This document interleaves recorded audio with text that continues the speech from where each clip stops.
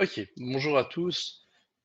On était sur le cours sur les équilibres chimiques et on va finir le cours cette fois en ligne en abordant deux points aujourd'hui, les équilibres hétérogènes, le 6.5, et puis le principe de Le Chatelier, qui est le 6.6. On verra si on a un peu de temps, on finira encore sur la dernière partie, le 6.7, qui correspond aux constantes de solubilité.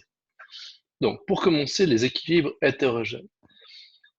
On a vu jusqu'à présent des équilibres homogènes. En équilibre homogène, on a des réactions chimiques avec une équation qui est à l'équilibre, avec la double flèche entre les réactifs et les produits. Ce qu'on appelle un équilibre homogène, c'est un équilibre avec comme unique état de la matière au niveau des produits et des réactifs uniquement de l'aqueux ou uniquement du gazeux. Un équilibre hétérogène, ben, ça va être tous les autres équilibres qui ne respectent pas cette donne-là d'une phase d'état unique. Donc si on a un solide et des gaz dans l'équation, on a un liquide et des gaz, on a du aqueux et des solides, on a du aqueux et des liquides, là, dans tous ces cas, on est dans un équilibre hétérogène. Qu'importe que ces états apparaissent au niveau des réactifs et des produits. Puisqu'on est sur un équilibre chimique, les réactifs et les produits sont en symbiose, donc on va avoir toutes ces phases dans le système. Donc équilibre homogène, une seule phase présente, équilibre hétérogène, plusieurs phases présentes, et ça se voit grâce à l'état de la matière sur l'équation chimique. C'est important de considérer qu'on a un solide ou un liquide, même si ce liquide c'est le solvant, ben, à ce moment-là, la concentration ou sa pression partielle ne va pas être incluse dans l'expression de la constante d'équilibre. Pourquoi? On estime que la concentration ou la pression partielle d'un solide ou d'un liquide est invariable, puisqu'au final, il est concentré dans lui-même et ça n'a pas de sens au final de dire qu'un liquide, il a une concentration comme de dire qu'un solide a une concentration dans lui-même. Donc, par définition, au final, on estime que leur concentration partielle ou leur pression partielle vaut 1 et ça va varier légèrement la constante d'équilibre. Si je prends un exemple, je viens dissoudre du carbonate de lithium dans l'eau, je dépasse le seuil de saturation. C'est important, si je dépasse pas le seuil de saturation, à ce moment-là, j'ai pas de réaction d'équilibre. Donc je vais avoir mon carbonate de lithium qui va être au fond du verre, tout le solide en surplus, et on va avoir des ions lithium qui vont être Li+, qui vont être créés dans la solution, et puis des ions carbonate, des CO3 de moins, qui vont aussi apparaître dans la solution. On va en avoir relativement peu, puisque le Li2CO3, c'est quelque chose qui est très peu soluble dans l'eau. Par contre, on va quand même avoir apparition de ces deux ions, Li+, et CO3 de moins dans l'eau. Aussitôt qu'on est à la saturation, ben, on a et du solide et des ions dissous. Ça veut dire qu'on a un équilibre chimique. On va avoir en permanence pour 2 Li+, plus 1 CO3, 2 moins qui viennent se condenser ensemble pour reformer un Li2CO3 solide. On va avoir un Li2CO3 qui va se dissoudre dans l'eau et reformer un 2 Li+, et un CO3 2 moins. Donc, on a au final les réactions qui vont se passer et dans un sens et dans l'autre. On a l'équilibre chimique. Pour une fois la réaction qui se passe dans un sens, on a une fois la réaction qui se passe dans l'autre. On ne sait pas ici la vitesse au final de ces réactions, qui est un problème de cinétique. Ici, on ne sait pas la vitesse où ça se passe. On sait juste que ça se passe. Maintenant, si je reviens à ma constante d'équilibre, on va pouvoir définir une constante d'équilibre de concentration. Si on va la chercher sur le tableau périodique, on se rend compte qu'elle vaut 1,6 fois 10 puissance moins 2 à 25 degrés Celsius. Maintenant, cette constante d'équilibre, de concentration, elle est particulière parce qu'ici, on est dans le cas d'une saturation, et puis c'est pour ça que ce Kc particulier, on estime que c'est un Ks. Ks, S pour saturation, mais c'est au final un équilibre hétérogène lié au Kc dans un cas particulier du composé ionique qui se dissout par dissociation dans l'eau. Si on regarde maintenant le Ks,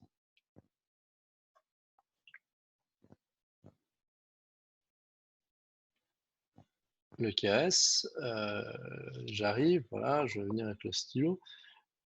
Le KS, on va avoir notre constante d'équilibre, ça va être la concentration de Li plus LV au carré fois la concentration de CO3 de moins LV à la puissance 1. Et ça, on devrait diviser normalement par la concentration de Li2 CO3. Maintenant, on a dit que si on a un solide, si j'ai un solide, ben, sa concentration, elle vaut 1. Donc ici, ça, on va biffer et puis on va mettre 1. Et c'est comme au final si on n'avait pas de dénominateur. Donc maintenant, si on regarde ce que ça va donner, donc je vais effacer tous les dessins là que j'ai mis, je vais revenir à ce qu'on avait avant, ben, le KS, il va valoir la concentration de Li plus LV au carré fois la concentration de CO3 de moins, et ça vaut 1,6 fois 10 puissance moins 2.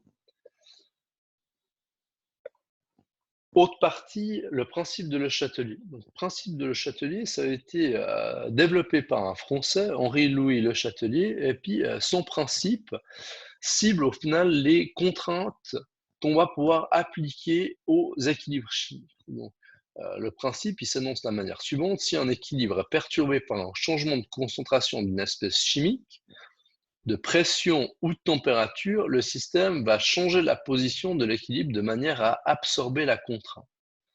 Ça ressemble un peu à la troisième loi de Newton, où on nous dit que pour chaque action d'une force, on va avoir une réaction équivalente. Le Chatelier, ce qu'il est en train de dire, c'est qu'on applique une contrainte de concentration, de pression ou de température sur l'équilibre chimique, le système au final chimique qui était à l'équilibre va se retrouver déréglé et puis il va trouver un moyen de se régler. Et puis il va se régler en absorbant au final la contrainte qui lui est mise dessus. Donc les contraintes, ben, j'en ai déjà parlé, il y a 3 types de contraintes qu'on va pouvoir mettre sur un équilibre chimique. C'est des variations de la concentration d'une espèce chimique, que ce soit en augmentant sa concentration ou en diminuant sa concentration. On va pouvoir varier la pression en augmentant la pression totale sur le système ou en la diminuant. Ça, on verra que ça a principalement un impact sur les équilibres où il y a des gaz. S'il n'y a pas de gaz, c'est une contrainte au final qui va avoir très peu d'influence et puis qu'on va négliger en règle générale. Et la dernière contrainte, ça va être la variation de la température. Pour comprendre cette variation de la température, on va devoir reprendre au final le chapitre de thermochimie où on a vu la loi de Hess qui permettait de déterminer la thermicité d'une réaction, à savoir si cette réaction était exothermique ou endothermique. Donc là, on va devoir définir si nos réactions elles sont exo ou endothermiques de manière à pouvoir savoir ce qu'une variation de température va appliquer au système. Si on prend le premier type de variation, la variation de la concentration d'une espèce chimique, elle va dérégler le système, qui est un système qui est dynamique dans un équilibre chimique, et le système va essayer d'absorber cette contrainte et puis de se rééquilibrer avec cette nouvelle contrainte. Donc il va essayer de consommer au final le réactif ou le produit qu'on a ajouté, ou si par hasard on les a diminués, ben à ce moment il va essayer de le recréer. Si ici on regarde cette image, on se rend compte qu'on a 2 béchers, un bécher à gauche, un bécher à droite, mis sur un espèce de plateau en équilibre.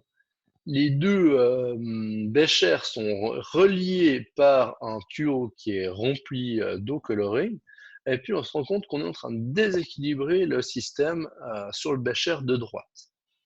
Au fur et à mesure du temps, le tuyau, au final, va permettre de remettre de l'eau de manière physique par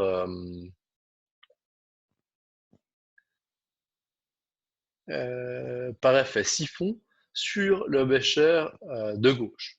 Et puis, à la fin, de toute manière, mes béchers ils vont se retrouver à l'équilibre avec le même niveau d'un côté et de l'autre. Donc ici, je peux déplacer l'équilibre en venant rajouter de l'eau ou enlever de l'eau d'un côté ou de l'autre, mais dans tous les coups, je vais me retrouver avec au final la même hauteur d'eau dans les deux béchers au bout d'un certain temps. Pour les concentrations de l'espèce chimique, ça va être exactement la même chose. Donc le Châtelier, il vient dire que si une substance est ajoutée à un équilibrage chimique, ce dernier va réagir de manière à consommer cet ajout. On peut dire qu'au contraire, si on vient enlever une substance de produit ou de réactif au système chimique, ce dernier va réagir de manière à reproduire au final une partie de la perte subie. Si on regarde ça concrètement, donc je vais faire un exemple concret, et puis pour cet exemple concret, je vais prendre la réaction d'Haber-Bosch, puisque la réaction d'Haber-Bosch, au final, on l'a déjà pas mal vue. Donc, la réaction d'Haber-Bosch, elle dit que pour 3 d'hydrogène gazeux, il y a un N2 gazeux qui vient réagir, c'est un équilibre chimique et ça produit 2 NH3. Donc maintenant, je vais faire au final plusieurs choses. Et puis, on va voir au final qu'est-ce qui se passe au niveau des contraintes, en fonction du type de contrainte qu'on pourrait mettre. Donc, mon système est à l'équilibre.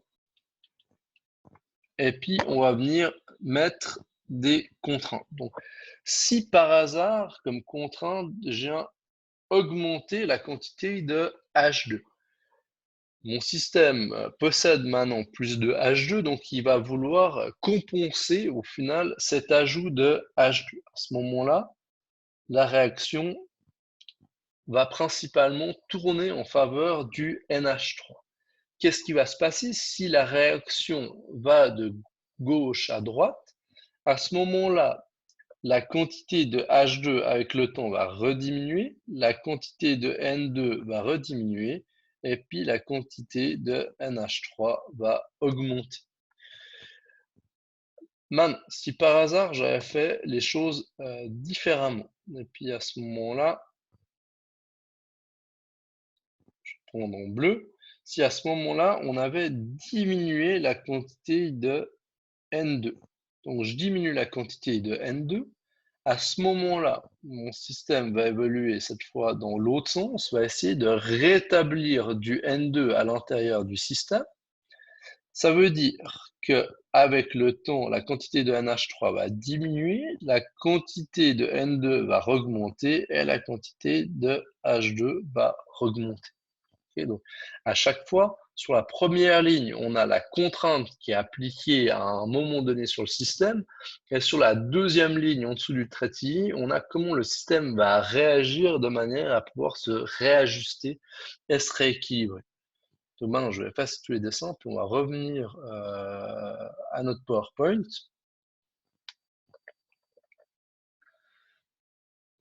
Donc, ce réajustement va avoir aucune incidence sur la constante d'équilibre. Donc, la valeur de la constante d'équilibre ne va pas changer. Okay, donc, je ne change pas la température, la constante d'équilibre ne change jamais. Donc, ma constante d'équilibre, elle porte son nom, elle est constante pour une température donnée. Ça ne veut pas dire qu'on va avoir les mêmes concentrations de produits et de réactifs. Donc, les concentrations de produits et de réactifs peuvent varier. Par contre, ma constante d'équilibre va rester stable. Le quotient réactionnel. Alors, le quotient réactionnel, on n'en a pas forcément besoin, on peut faire sans. Je vais juste en parler rapidement. Le quotient réactionnel, lui, il va permettre de savoir si un système est à l'équilibre ou s'il ne l'est pas. Et puis, il a un avantage, ce quotient réactionnel, ce qui permet de savoir comment le système va évoluer. Est-ce qu'il va se déplacer du côté des produits ou est-ce qu'il va évoluer en se déplaçant du côté des réactifs? Donc, ce quotient réactionnel, le calcul, il est identique au calcul au final qu'on est en train de faire pour ces constantes d'équilibre. Mais le quotient réactionnel se calcule pour un système qui n'est pas forcément à l'équilibre. Donc on fait le même type de calcul que pour la constante d'équilibre, mais pour un système qui n'est pas à l'équilibre. Et en fonction de la valeur qu'on va obtenir par rapport à ce grand cas, on va être capable de déterminer est-ce qu'on va se déplacer du côté des produits ou des réactifs. Une quotient réactionnelle, c'est un outil assez efficace. Par contre, il faut bien savoir l'utiliser. Si on ne sait pas l'utiliser, on arrive de toute manière aux mêmes conclusions au final sans forcément faire ce quotient réactionnel. Donc, si le quotient réactionnel est égal au K, à ce moment-là, mon système il est à l'équilibre. Si mon quotient réactionnel, cette fois dans le premier cas, le cas tout à gauche, il est inférieur à la constante d'équilibre, à ce moment-là, mon système il va évoluer des réactifs en direction des produits. Si le quotient réactionnel est supérieur au K, à ce moment-là, c'est les produits qui vont se transformer en réactifs. Voilà. Maintenant, si on regarde ce qui pourrait se passer pour un système donné, et puis on va appliquer des contraintes. Donc j'ai différentes pressions partielles pour cet équilibre d'Haber-Bosch que j'ai pris en exemple sur mon tableau blanc juste avant. Et puis on va avoir le temps. Donc j'ai une certaine quantité de H2, une certaine quantité de NH3, une certaine quantité de N2 sous forme de pression partielle. Mon système, il est maintenu à l'équilibre pendant un certain temps. Donc, je n'ai pas appliqué de contrainte dessus. Maintenant, on va venir appliquer une contrainte sur ce système. Donc, je peux augmenter une dépression partielle ou diminuer une dépression partielle. À ce moment-là, je vais déséquilibrer mon système et mon système va tâcher de se rééquilibrer.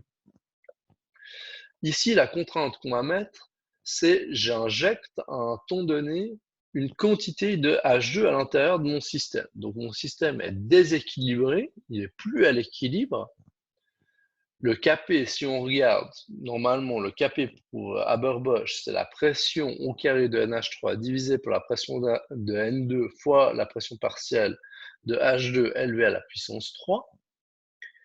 Et puis maintenant, puisqu'on a augmenté la quantité de H2, donc la pression partielle de H2, mon QR se retrouve, j'ai un dénominateur maintenant qui est plus grand, donc mon dénominateur il est plus grand, ça veut dire que mon QR il est plus, je suis 2 secondes, le dénominateur est plus grand, donc le QR il va être plus petit que le K, et mon système va évoluer du côté des produits. Donc on va former, puisqu'on a augmenté la quantité de H2, on va consommer une partie du H2 et une partie du N2 de manière à produire du NH3. Donc ce que j'ai dit, le QR il est inférieur à la constante d'équilibre, puisque le dénominateur ici il a été augmenté, donc ma réaction va vouloir évoluer du côté des produits.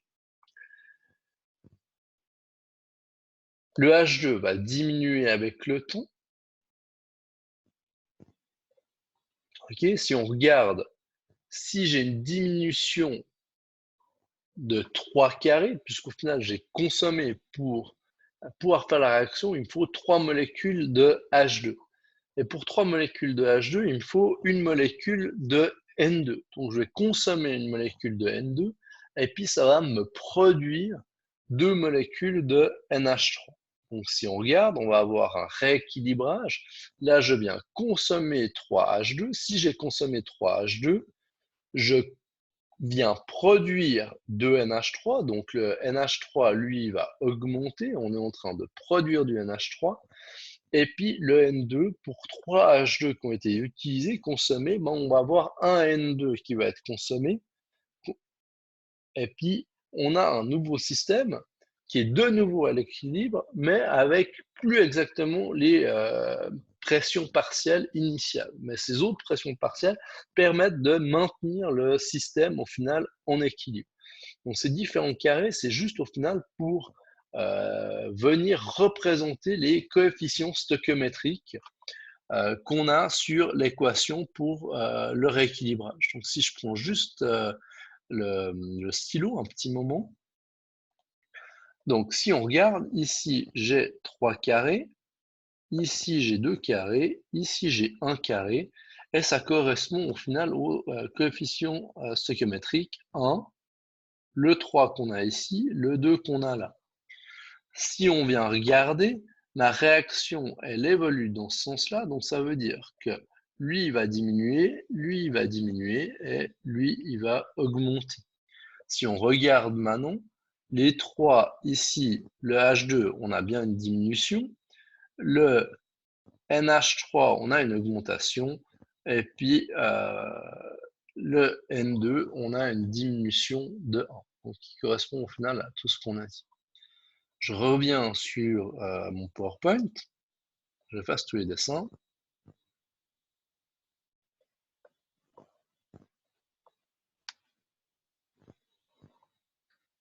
Maintenant, si je viens faire un autre rééquilibrage, donc ça ne change rien.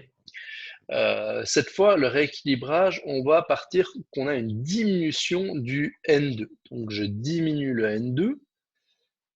Cette fois, le N2 est diminué, donc la pression partielle du N2 va diminuer. Mon dénominateur sur le QR va devenir plus petit que le Kp. Donc je vais me retrouver avec un QR qui va être supérieur au Kp. À ce moment-là, ma réaction va venir consommer des produits pour fournir des réactifs. Donc si on regarde notre équation, on va avoir à chaque fois qu'on a deux NH3 qui sont consommés, ça va me produire 3 H2 et puis un N2. Donc, maintenant, je vais faire un peu, on avance juste pour qu'on réfléchisse au final à ce que ça représente en termes de carré. Donc ici, ma réaction, cette fois, elle avance dans ce sens-là. J'ai toujours mes coefficients 1, 3 et 2. Le NH3, lui, il va diminuer.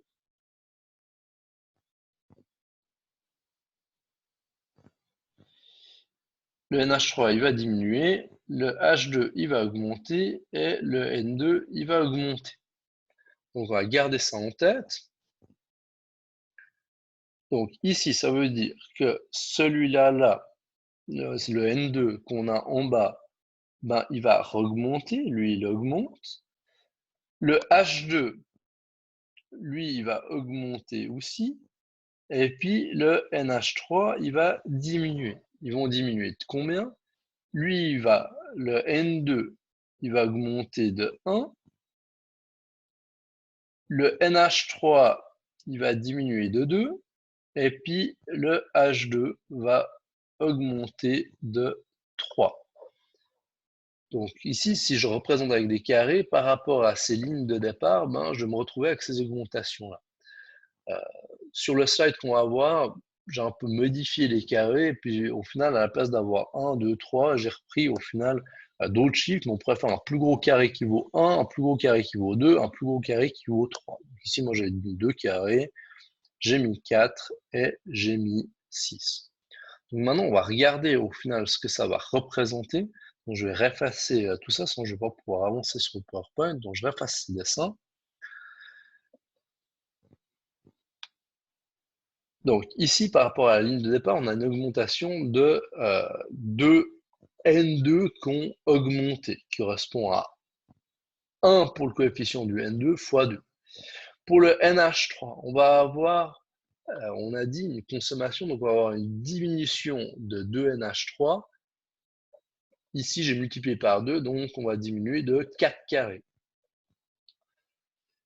Pour le H2, cette fois, je vais avoir une augmentation, je vais recréer 3 H2, multiplié par 2, donc 6H2. Donc, je vais mettre 6 carrés. Et puis, mon système est de nouveau, dans tous les cas, à l'équilibre. Donc ici, ça revient au même. Au final, j'en aurais pu faire, si je redessine mes carrés, ici, j'aurais pu dessiner un gros carré. Ici, on a 2 carrés. Et là, au final, j'ai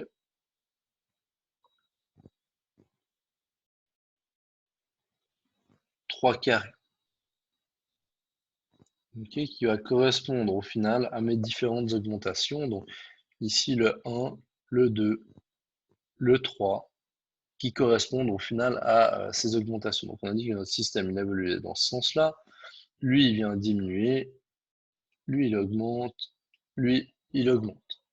Résultat, on a bien au final ce système qui est de nouveau à l'équilibre.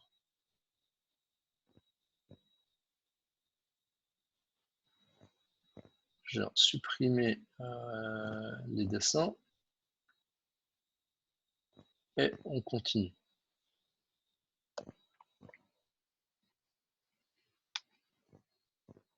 Maintenant, la variation de la pression. Pour la variation de la pression, ce qui va dépendre, c'est le nombre de molécules qu'on a sous forme gazeuse au niveau des produits et des réactifs. Si on veut varier la pression, on va uniquement avoir au final une variation de la pression qui va avoir une incidence sur les équilibres de type gazeux. Le Châtelier vient dire qu'à température constante, si on augmente la pression équivalent à diminuer le volume, cette fois, on va diminuer le nombre de molécules qui vont se retrouver sous forme gazeuse.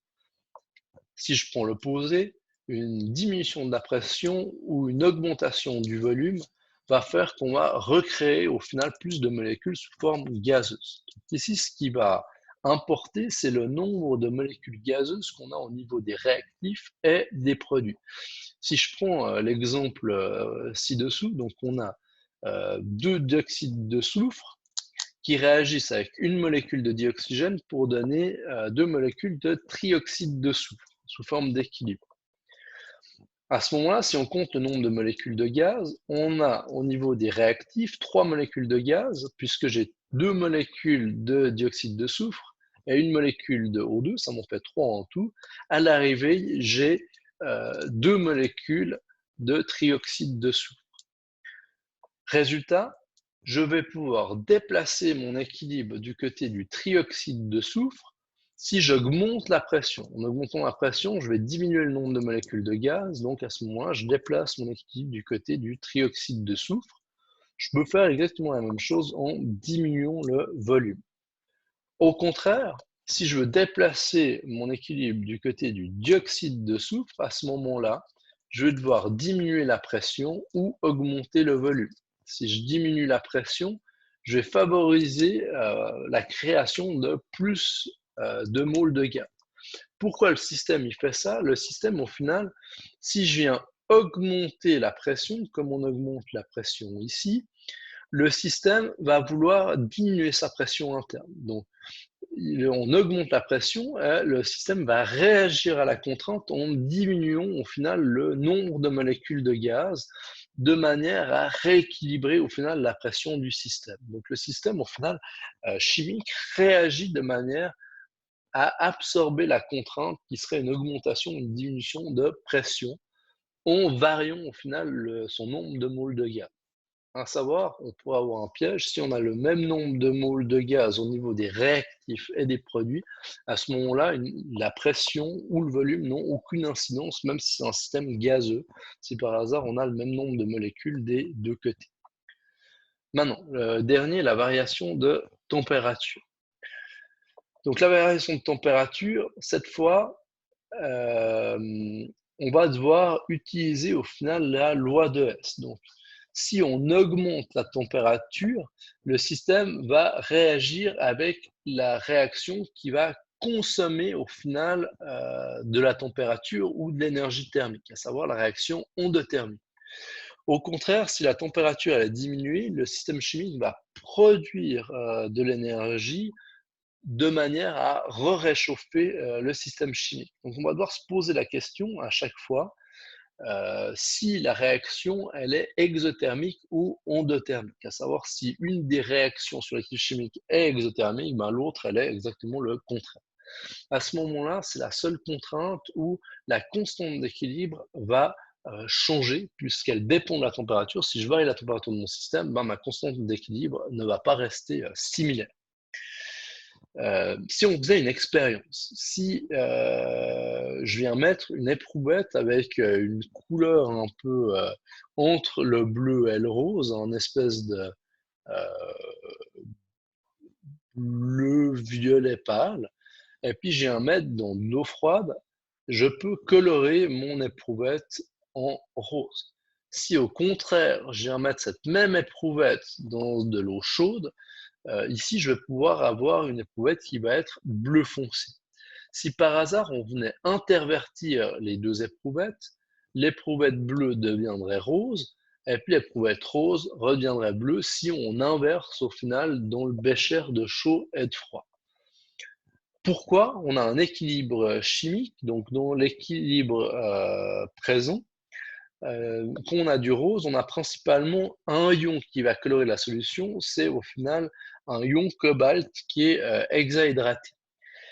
Dans la solution bleue, on a un ion cobalt qui est entouré par 4 ions Cl-, et puis ça donne du COCl4 2-.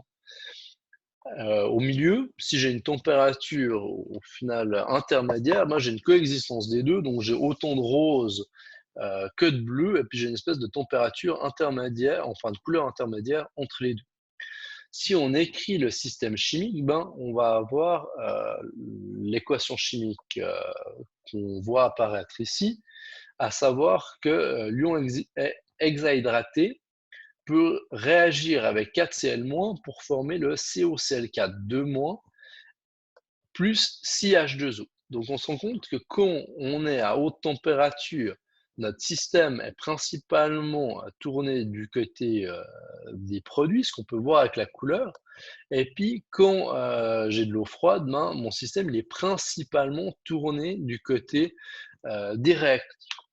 Ça implique que si je veux favoriser la réaction pour créer du rose, je dois diminuer la température. Pour favoriser la réaction qui va créer du bleu, je dois augmenter la température.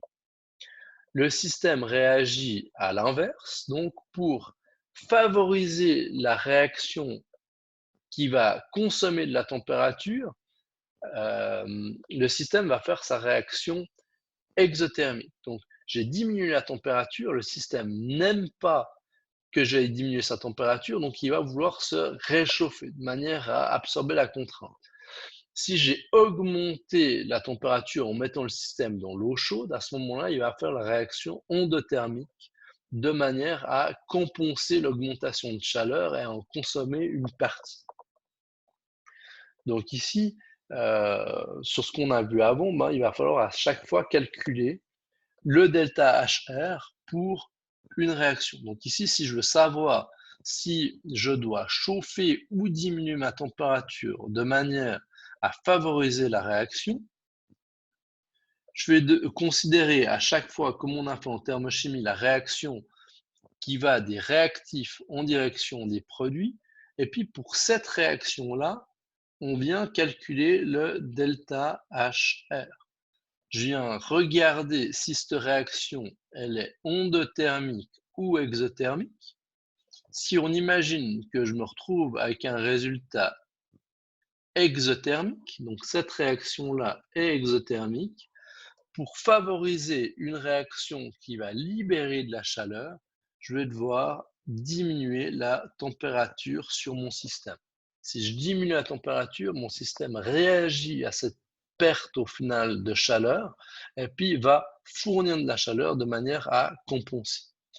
Maintenant, si je reviens au catalyseur, pour revenir au catalyseur, le catalyseur, il n'a aucune incidence, puisque le catalyseur, il accélère une réaction chimique, que ce soit du sens réactif pour donner des produits ou produits pour donner des réactifs, donc ça change strictement rien à l'équilibre chimique en tant que tel. Ça va juste faire que la réaction va se passer plus rapidement, donc on va gagner en temps, mais on ne va pas créer plus de produits ou plus de réactifs. Voilà, avec un exemple ici avec l'éthylène, donc on a dit que le catalyseur, au final, c'est le Tinder pour les éléments chimiques qui permet au final la rencontre des réactifs plus facilement et il abaisse au final l'intermédiaire en énergie sur un diagramme d'enthalpie. Okay, donc là, ici, on voit, on a notre diagramme d'enthalpie, on a l'intermédiaire normal. Si je mets un catalyseur, j'ai un intermédiaire qui est plus bas, mais le delta HR de ma réaction ne va pas varier. Donc, ça n'a strictement rien changé que j'aie un catalyseur ou pas sur mon équation chimique. Dernière chose qu'on va voir sur ce chapitre équilibre chimique, la constante d'équilibre de solubilité. à savoir le KS. Le KS, on a déjà parlé au tout début, c'est un cas particulier de cassé. On va en général en avoir besoin pour les composés ioniques aussitôt qu'ils ont atteint leur seuil de saturation. Si j'ai un composé ionique dans l'eau qui a atteint sa saturation, à ce moment-là, j'ai une constante d'équilibre hétérogène de solubilité et qu'on appelle le KS. Ces valeurs, on peut les trouver sur le tableau périodique pour tous les équilibres et les substances qui sont très peu solubles. Donc, on avait dit l'année passée, non déjà cette année, que certains composés ioniques sont insolubles. Ils ne sont pas insolubles à 0,0. Donc, si je vais assez loin dans les chiffres, peut-être qu'ils sont insolubles à 0,0, mais peut-être je peux quand même en dissoudre 0,00001 g par litre. Donc on va pouvoir quand même en dissoudre un peu, et puis pour tous ces composés, ben, on a une constante de solubilité qui existe. Donc un composé ionique, par principe, il peut se dissoudre dans l'eau et puis venir se séparer en cation plus anion avec dissociation. Quand j'atteins la saturation, à ce moment-là, on a un équilibre qui soit, et puis j'ai un équilibre entre le composé ionique et puis ces cations et anions dissous sous forme aqueuse. Pour ça, je peux exprimer le KS, et le KS, ben, c'est la somme, enfin dans la multiplication des concentrations des différents cations et anions multipliés entre eux, élevés à leur coefficient stoichiométrique. J'ai pris un exemple exprès au tout début pour les équilibres hétérogènes qui avaient le KS, donc vous avez un exemple déjà concret dans le cours précédent. Si je reprends un autre, si ici j'ai le KS du Ag+ et du CO3 2-, c'est dans le cas où on va mettre dans une solution du Ag2CO3, il va se dissocier en 2Ag+, plus un ion carbonate CO3 2-. Le Ag2CO3, sa concentration dans lui-même, elle est de 1, c'est un équilibre hétérogène, donc on ne le considère pas sur la constante d'équilibre.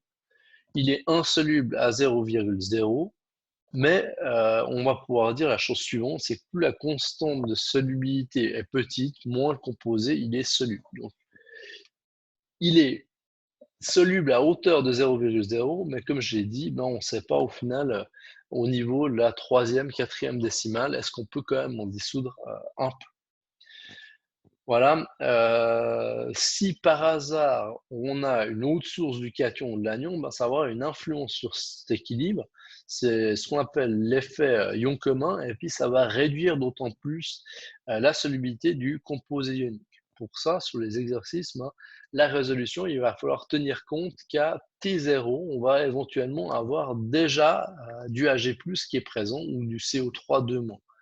Si on n'a pas le cation ou l'anion du composé en question qui est déjà présent dans la solution, il n'y a pas d'effet ion commun. Donc, effet ion commun, c'est si on vient dissoudre du Ag2CO3 dans une solution qui contenait déjà du Ag+ ou du CO3 2-. Voilà, donc ici, par exemple, si j'ajoutais du K2CO3, j'aurais en commun l'ion carbonate, CO3 2-, et puis on augmenterait la concentration de CO3 2-, mais ça veut dire qu'on diminuerait d'autant plus la concentration de Ag+, de manière à maintenir la valeur du KS. Voilà, j'ai fini pour cette fin de chapitre sur les équilibres chimiques. J'espère que ça a aidé, et puis que vous allez pouvoir y voir plus clair.